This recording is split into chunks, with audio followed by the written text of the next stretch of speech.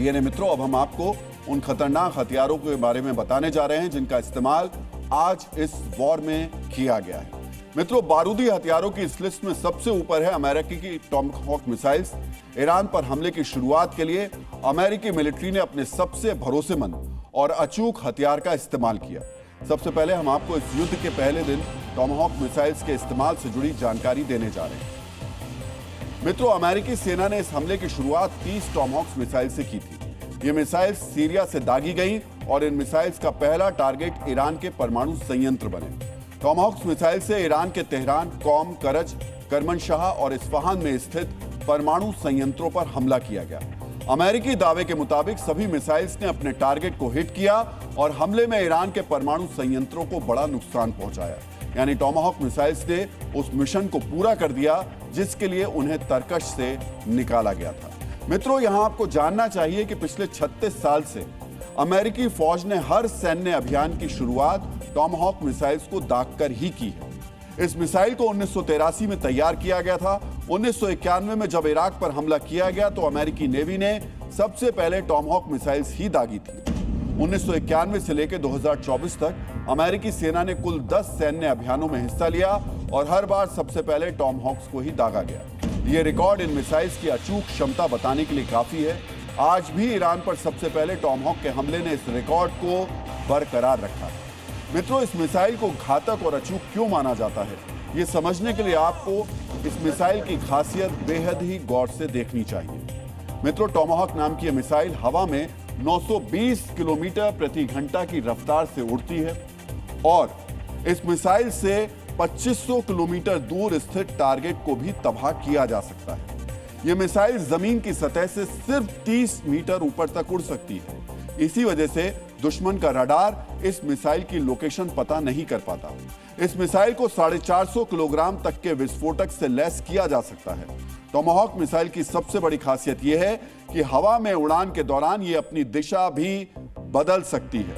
यानी ये पहले से तय किए गए टारगेट की जगह किसी दूसरे टारगेट को भी बर्बाद कर सकती है। इस मिसाइल के फीचर्स काफी हद तक भारत की ब्रह्मोस मिसाइल जैसे ही हैं। मित्रों, इन्हीं खासियत की वजह से खलीफा के ऊपर हमले का आगाज टॉमहॉक मिसाइल से ही किया गया। टॉमहॉक मिसाइल से किए गए इन हमले के बाद ईरान की तरफ हमले की दूसरी लहर लड़ाकू विमानों की शक्ल में आई। इस कार्रवाई के लिए अमेरिका ने F-22 रैप्टर और इजराइल ने F-35 लाइटनिंग नाम के लड़ाकू विमानों का इस्तेमाल किया।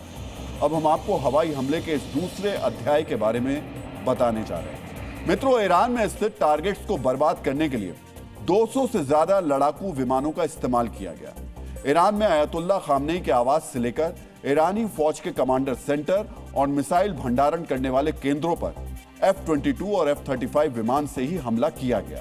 यह हमला इतना तेज गति से किया गया था कि ईरान की एयरफोर्स को जवाब देने का मौका भी नहीं मिल पाया। मित्रों, ईरान विरोधी खेमे यानी अमेरिकी राष्ट्रपति डोनाल्ड ट्रंप और बेंजामिन नेतन्याहू को यह पता था कि ईरान पलटवार जरूर करेगा।